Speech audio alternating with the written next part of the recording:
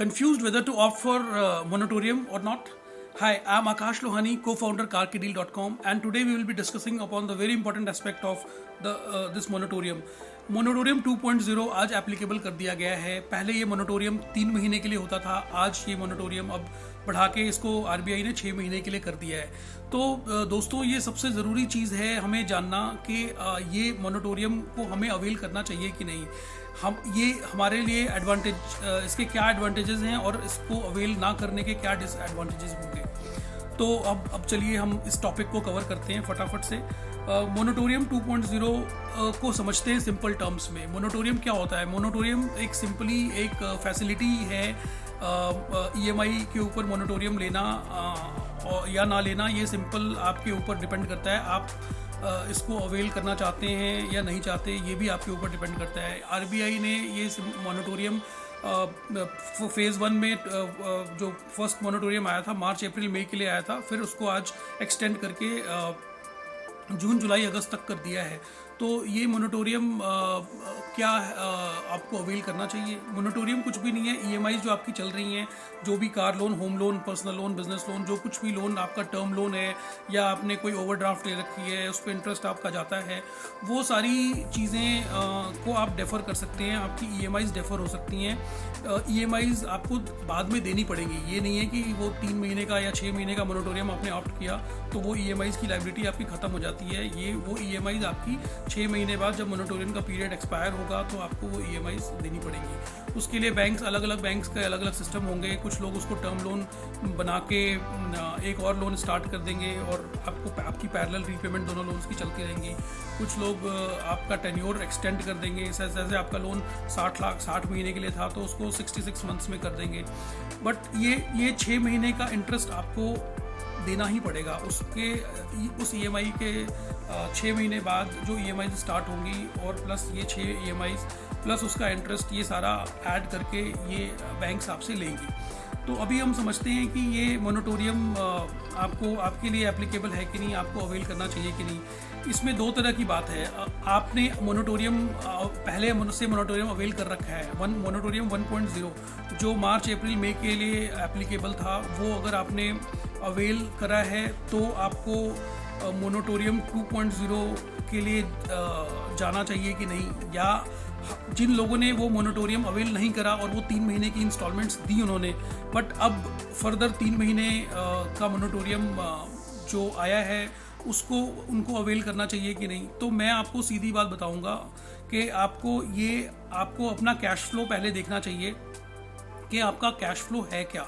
आपको अपनी cash flow की एनालिसिस करनी चाहिए। आपके पास कितना पैसा है जो आप अपनी सेविंग्स के लिए रखना चाहते हैं, अपनी फैमिली के लिए, या आप आगे की जो चीज़ें हैं उसके लिए आप सेव करके रखना चाहते हैं, या आपके पास सरप्लस पैसा है जो आप की जो भी ईएमआईज़ चल रही हैं वो कंटिन्यू करना चाहते हैं। क्योंकि देखिए, ज़्यादातर बिजनेसेस तो अभी as of now everything is on standstill. कई बिजनेसेस चल रहे हैं जैसे ग्रोसरीज के, मेडिसिन के, hospitals and medical equipments and medicine pharmaceuticals companies, they are doing well. But कई ऐसे बिजनेसेस हैं जो बिल्कुल भी बंद हैं, जो एंटरटेनमेंट इंडस्ट्री है, जो आपका एविएशन सेक्टर है, टूरिज़्म है, आपका इवेंट मैनेजमेंट कंपनीज हैं, बैंक्वेट हॉल्स हैं, सिनेमा हॉल्स हैं, थिएटर्स हैं, टूर ऑपरेटर्स हो गए, प्रोसेसिंग जो पोल्ट्री फार्म्स हो गई, वो यूनिट्स, फॉरेक्स का जो काम करते हैं वो लोग, एंटरटेनमेंट इंडस्ट्रीज से रिलेटेड जो लोग हैं, मल्टीप्लेक्सेस, मॉल्स, सिनेमा हॉल्स, ये सारी चीज़ें, जो एविएशन सेक्टर में से रिलेटेड जो पायलट्स हैं, या और भी जो एविएशन सेक्टर से रिलेटेड हैं, चाहे कार्गो से रिलेटेड हों या कुछ भी। तो इन सेक्टर्स को बहुत बुरी तरह से इसका इम्पैक्ट, कोविड-19 का इम्पैक्ट इन सेक्टर्स पे आया है और कई लोगों की जॉब्स चली गई हैं एंड कुछ लोगों की जिनकी जॉब्स नहीं गई हैं उनकी भी सैलरीज़ को काफ़ी कर्टेल कर दिया गया है एंड सारे बिजनेसेस सफ़र कर रहे हैं। तो इसमें आपको ये देखना है कि आप आने वाले टाइम में आप ईएमआईज़ ये सर्व कर पाओगे कि नहीं, आपका कैश फ्लो इसको सर्व करने के लिए अलाउ करता है कि नहीं। आप अपनी कैश फ्लो को एनालाइज कीजिए, आप उसको देखिए और उसके हिसाब से आप डिसाइड करिए। सो तो अगर आप मेरे से पूछेंगे कि आपको क्या करना चाहिए, तो मैं तो आपको ये कहूँगा कि जो मोनेटोरियम 1 अगर आपने नहीं अवेल करा, मतलब अगर आप EMI अभी अपनी पे कर रहे हैं तो आप उसको कंटिन्यू पे करते रहिए। आप EMI मोनेटोरियम 2 जो मई जून जुलाई अगस्त के लिए आया है, उसको भी आप अवेल ना करें। और आप अगर EMI अपनी पे करते आ रहे हैं तो उसको प्लीज़ पे करते रहिए। और अगर आपने मोनेटोरियम 1 अवेल कर भी लिया है तो भी आप अब जो मोनेटोरियम 2 आया है उसको मत अवेल करिए। आप उसको जून जुलाई अगस्त की EMI जो ड्यू होंगी आने वाले टाइम में, वो उसको आप पे कीजिए। अगर आप पे कर सकते हैं तो आप अपनी कैश फ्लो एनालिसिस करिए। आप अपनी जजमेंट आप देखिए आपका कैश फ्लो अलाउ करता है कि नहीं करता।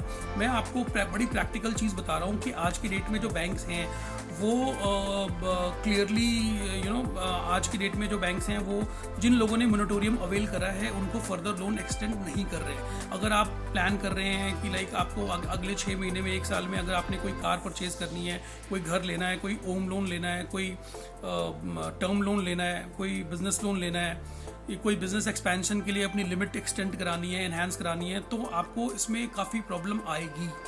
बैंक्स अगर आपने मोनेटोरियम अवेल करा है तो आपको इतनी आसानी से किसी भी बैंक से फंडिंग नहीं मिलेगी।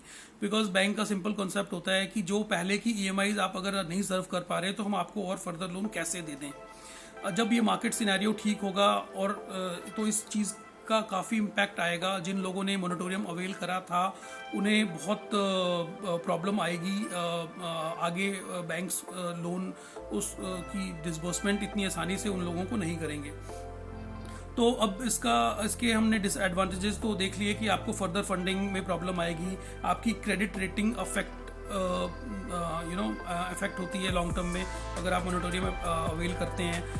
बैंक्स जिस क्राइटेरिया पे जज करते हैं आगे आपको फंडिंग करनी है कि नहीं, उसमें वो देखेंगे कि आपने मोनेटोरियम अवेल करा था कि नहीं। अगर करा था, सपोज आपने मोनेटोरियम मार्च अप्रैल मई के लिए अवेल कर भी लिया था और जून जुलाई अगस्त आप दे रहे हो, तो then there won't be a problem, क्योंकि आपने वो EMIs देनी स्टार्ट कर दी। तो आपके इंटेंशंस बड़े क्लियर हैं कि आप के पास पैसा है और आप मतलब आप जैसे भी है उसको आप मैनेज करके दे पाए हो, तो उसका बेनिफिट आपको आगे फंडिंग में मिलेगा। तो उसके बाद जैसा कि हमने पहले डिस्कस किया कि लॉट ऑफ सेक्टर्स जो पहले से कॉशियस प्रोफाइल में हैं, जो ब्लैक लिस्टेड हैं, मतलब जिनका काम ठप पड़ा है, उनको बैंक्स ऑलरेडी फंडिंग नहीं कर रही, तो उन लोगों को भी प्रॉब्लम आएगी आगे। जब बिजनेस स्टार्ट होगा उनको लोन्स की ज़रूरत पड़ेगी तो उनको ये प्रॉब्लम आएगी। अगर उन्होंने मोनेटोरियम ले रखा है, EMIs उन्होंने पिछले 6 महीने की नहीं दी हैं, तो उनकी फंडिंग में थोड़ी प्रॉब्लम आएगी। तो वे अहेड क्या है, मतलब आपको आगे क्या करना चाहिए। तो मैं तो आपको ये कहूँगा कि अगर आपकी EMIs का बर्डन ज़्यादा है, आप उसको रिस्ट्रक्चर कराएं, बैंक को कॉल करें। हम लोगों की हेल्प भी ले सकते हैं आप। हम आपके एग्जिस्टिंग लोन्स को रिस्ट्रक्चर करेंगे। आपकी EMI की लायबिलिटी अगर अभी 2 लाख है, हम उसका टर्म बढ़ा के उसको टेक ओवर करके किसी और बैंक से टेक ओवर करवा के उसका टर्म रिड्यूस करके आपकी 2 लाख की लायबिलिटी को हम 1 लाख पे ले आएंगे, 50,000 पे ले आएंगे, जितना हो सकेगा उसको कम करेंगे। बट आपको मोनेटोरियम अवेल मतलब अगर आपकी EMI की आउटफ्लो अगर कम हो जाती है तो आपको हेल्प मिलेगा। आप मोनेटोरियम चाहें तो अवेल मतलब अवॉइड कर सकते हैं इसको अवेल करना, और आप EMIs अपनी रेगुलर पे कर सकते हैं ताकि आपको आने वाले टाइम में बैंकिंग से रिलेटेड आपको प्रॉब्लम्स ना आए। सो मैं आपसे यही रिक्वेस्ट करूँगा कि प्लीज़ अगर आप अपनी EMIs पे कर सकते हैं तो आप उसको पे करिए। अगर नहीं कर सकते तो लोन को रिस्ट्रक्चर कराइए। और अगर आप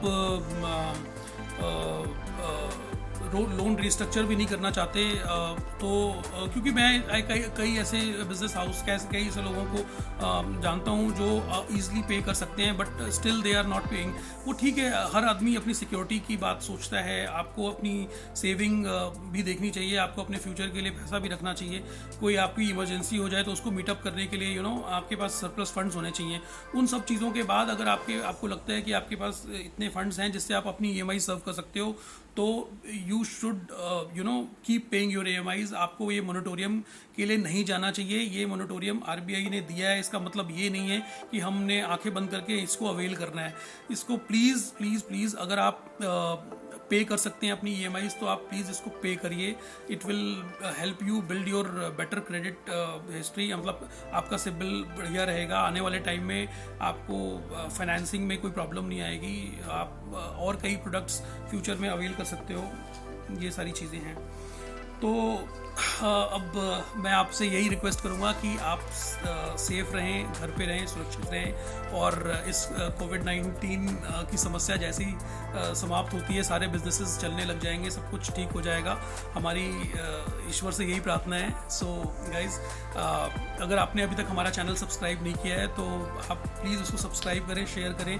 और फाइनेंशियल इंडस्ट्री और ऑटोमोबाइल सेक्टर से एसोसिएटेड जो भी और इन्फॉर्मेशंस होंगी वो हम आपको टाइम टू टाइम देते रहेंगे. So that's for all for today. So हम आपको आगे फिर नेक्स्ट वीडियो में जल्द ही मिलते हैं. तब तक के लिए नमस्ते.